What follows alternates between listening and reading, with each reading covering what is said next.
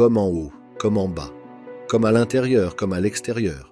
En effet, cette ancienne vérité hermétique, exprimée dans les mots de la tablette d'émeraude, nous invite à regarder au-delà des apparences et à percevoir que le microcosme et le macrocosme ne sont pas des entités séparées, mais les deux faces d'une même réalité universelle. Ainsi, la même intelligence qui forme les étoiles forme également les atomes de notre corps. Êtes-vous au courant que notre réalité est gouvernée par des principes anciens et profonds?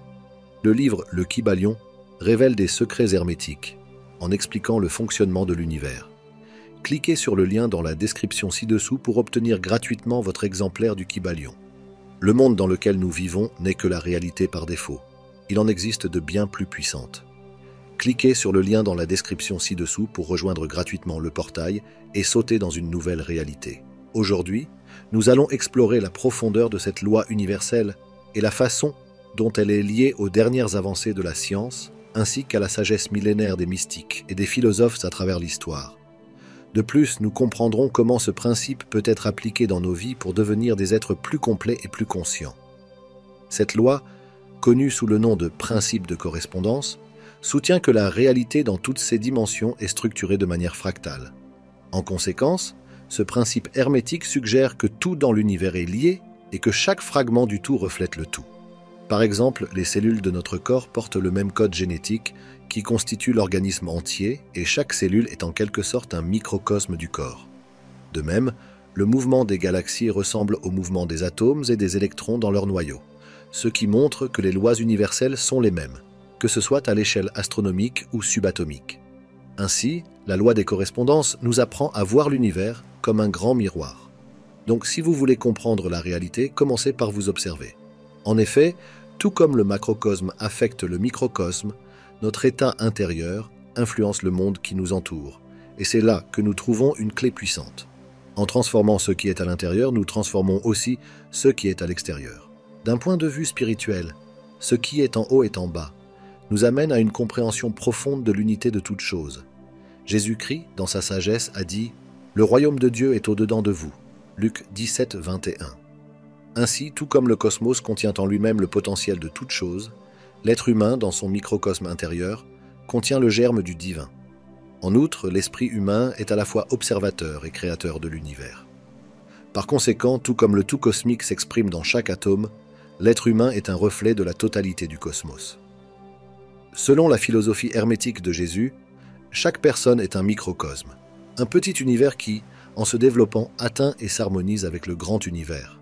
Cela révèle le pouvoir et la responsabilité de prendre soin de son propre esprit, de ses pensées et de ses émotions. En effet, ce faisant, nous prenons également soin de ceux qui se trouvent à l'extérieur de nous. Le philosophe Plotin affirmait que plus un homme se connaît lui-même, plus il connaît l'univers et ce qui est au-delà. Cette idée fait écho au principe hermétique selon lequel, pour comprendre le cosmos, il faut d'abord dévoiler l'univers qui existe en nous. De plus, la philosophie spirituelle enseigne que notre état intérieur, pensée, émotion, croyance, agit comme une lentille qui façonne la façon dont nous percevons le monde extérieur. Par conséquent, si nous sommes en paix, nous voyons le monde en paix. Inversement, si nous sommes en conflit, le monde qui nous entoure nous semble hostile et disharmonieux. Ainsi, cette compréhension révèle que les barrières que nous percevons entre le moi et l'autre, ou entre l'homme et l'univers, sont illusoires. En réalité, nous faisons partie d'un grand tout et ce qui se passe à l'intérieur de nous est en interaction constante avec ce qui se passe à l'extérieur. Donc, en transformant l'univers intérieur, nous ajustons notre relation avec l'univers extérieur. Pour les mystiques, comprendre comme en haut, comme en bas, signifie reconnaître que tout ce qui existe dans le cosmos existe aussi en potentiel à l'intérieur de nous. Carl Jung, psychologue suisse et spécialiste du symbolisme, cité dans presque toutes les vidéos de cette chaîne, a expliqué que l'inconscient personnel de l'être humain est le reflet de l'inconscient collectif. Un réservoir d'images, d'idées et d'archétypes qui façonnent notre expérience de la vie.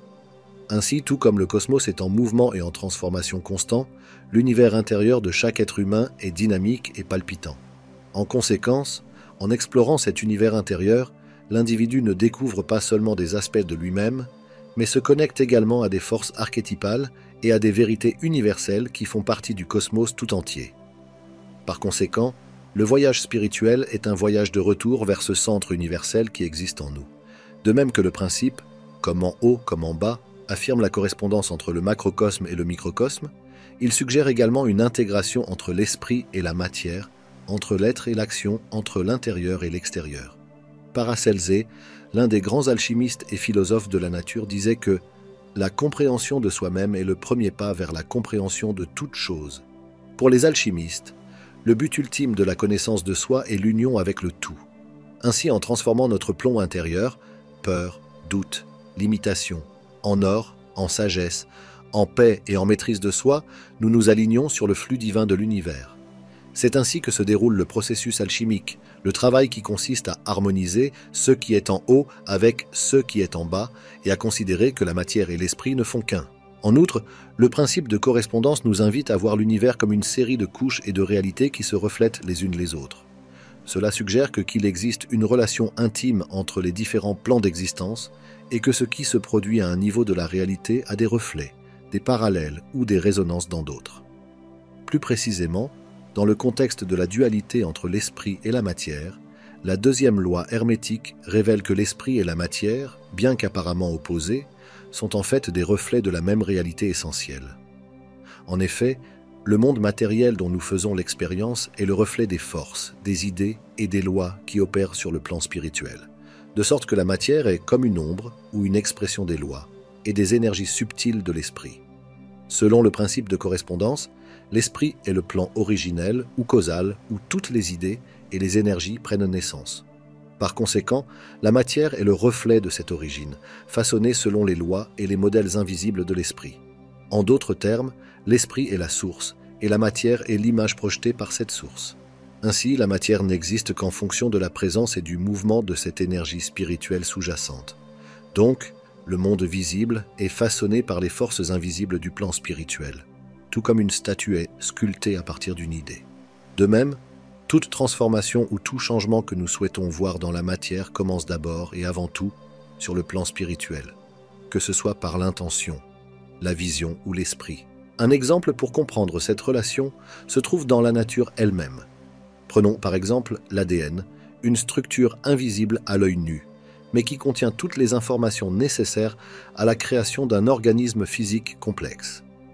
Cette relation entre l'ADN et le corps physique est le reflet de la correspondance entre l'esprit, source d'information et d'énergie, et la matière, expression de cette essence. Ainsi, en alignant notre esprit et nos intentions sur les lois spirituelles, nous pouvons influencer et façonner la matière selon notre volonté. Toutefois, cela ne signifie pas contrôler ou manipuler la réalité matérielle.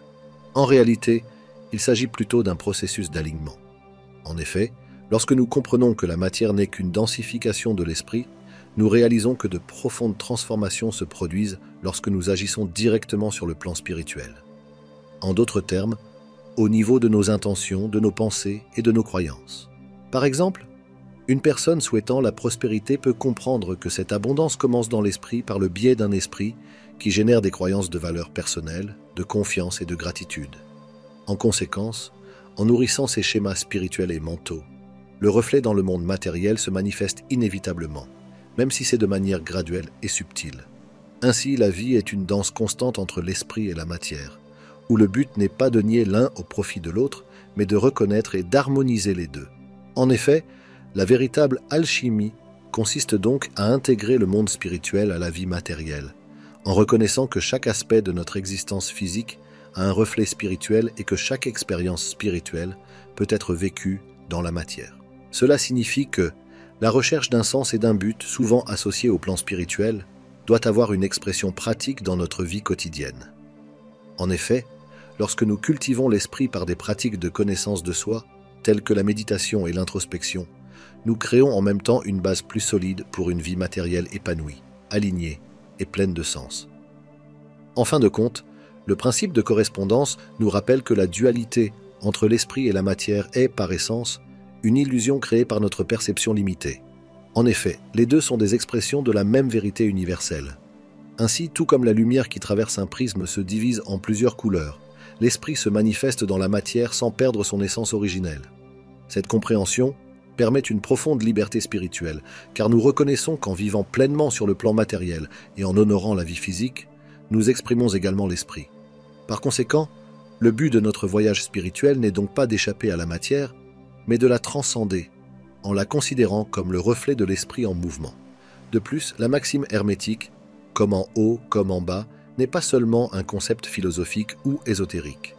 En effet, elle se manifeste aussi clairement et objectivement dans les phénomènes de la nature. Le monde dans lequel nous vivons n'est que la réalité par défaut. Il en existe de bien plus puissantes.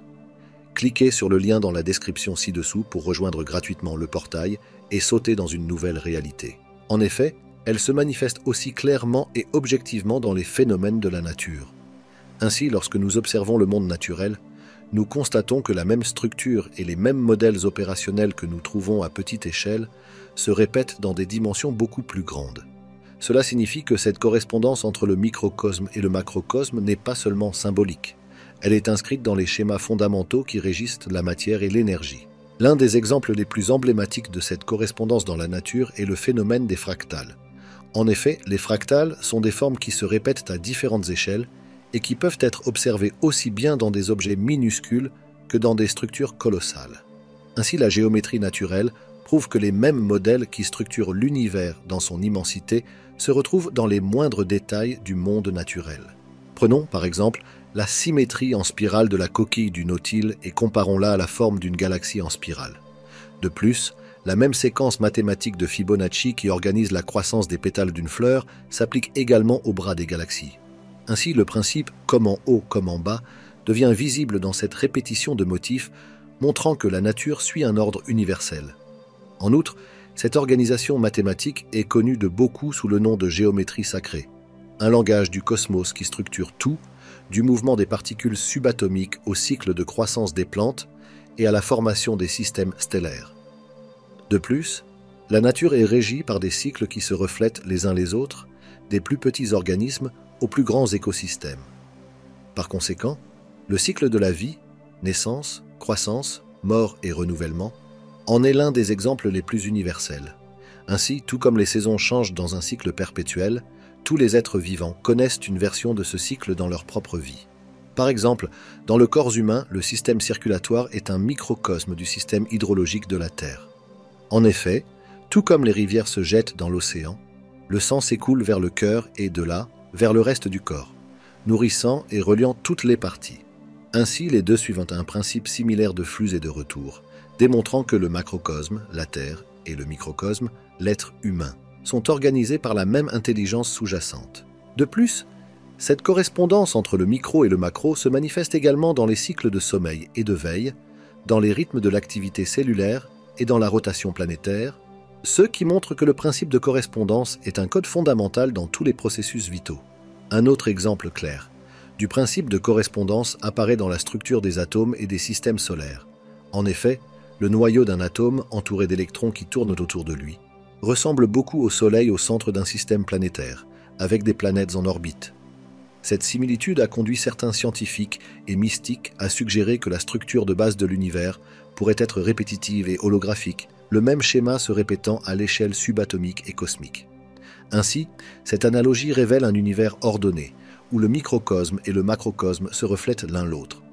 De plus, le philosophe et mathématicien Pythagore estimait que le nombre est le principe de toute chose, suggérant que la réalité est structurée par des principes mathématiques et géométriques, qui s'appliquent aussi bien à l'immensité des galaxies qu'à la particule la plus insignifiante. En outre, dans le domaine de la conscience, des scientifiques comme David Bohm, physicien et collaborateur d'Albert Einstein, ont proposé l'idée du mouvement holographique. En effet, Bohm a suggéré que la réalité n'est pas composée de parties séparées, mais plutôt d'une totalité indivisible, où les parties ne sont pas isolées, mais des reflets d'une réalité plus grande et indivisible, un peu comme un hologramme. En d'autres termes, chaque partie de l'univers contient le tout, reflétant l'idée que ce qui se passe à un niveau de la réalité a un impact sur les autres niveaux. De plus, Benoît Mandelbrot, le mathématicien du siècle dernier qui a découvert les fractales, a révélé que ces motifs sont une caractéristique fondamentale de divers systèmes. Ainsi, lorsque nous observons l'univers avec cette vision fractale, chaque petite partie semble être une version à plus petite échelle de l'ensemble. Par conséquent, l'expression « comme en haut, comme en bas » n'est plus seulement une métaphore philosophique, mais un phénomène observable dans le monde naturel. En outre, la loi des correspondances nous montre que le monde extérieur, nos résultats, notre santé, notre apparence physique, est le miroir direct du monde intérieur, c'est-à-dire de nos croyances, de nos intentions et surtout de nos habitudes quotidiennes. En effet, chaque petit geste que nous répétons est l'expression de notre état d'esprit et, accumulé, il crée une réalité tangible et visible. Ainsi, tout comme une pierre jetée dans un lac crée des vagues qui se propagent, nos habitudes et nos schémas de pensée se répercutent et façonnent notre corps et notre vie. En d'autres termes, notre état physique, émotionnel et même financier est le résultat d'un reflet de ceux que nous cultivons constamment à l'intérieur.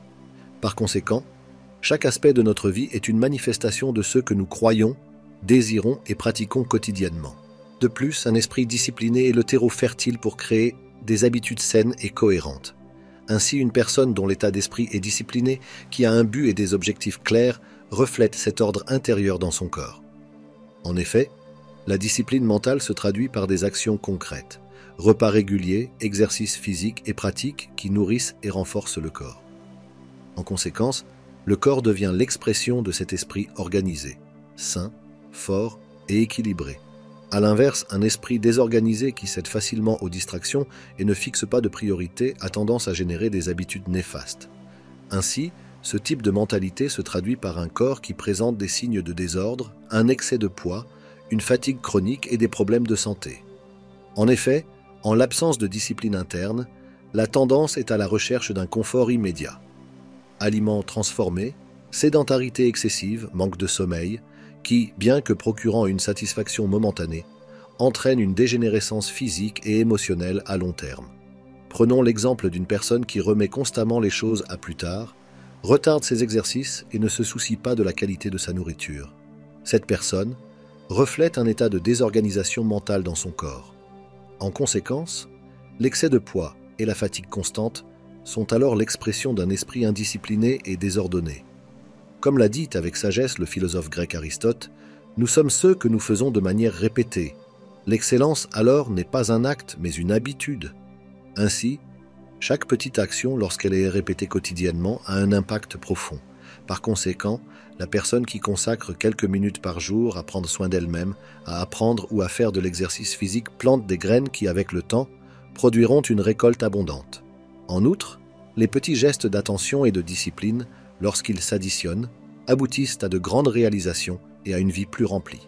Pour un observateur extérieur, une transformation physique ou mentale significative peut sembler être le résultat de quelque chose de radical, mais en réalité, elle est le reflet de nombreux petits actes accomplis avec constance et intention. Ainsi, une transformation profonde se produit lorsque nous comprenons que le succès ou l'échec sont, en fait, les fruits de petits choix quotidiens. Par exemple, une simple habitude, comme boire plus d'eau chaque jour, peut sembler insignifiante isolément. Cependant, au fil des mois, elle peut transformer la peau, l'énergie et la santé générale d'une personne.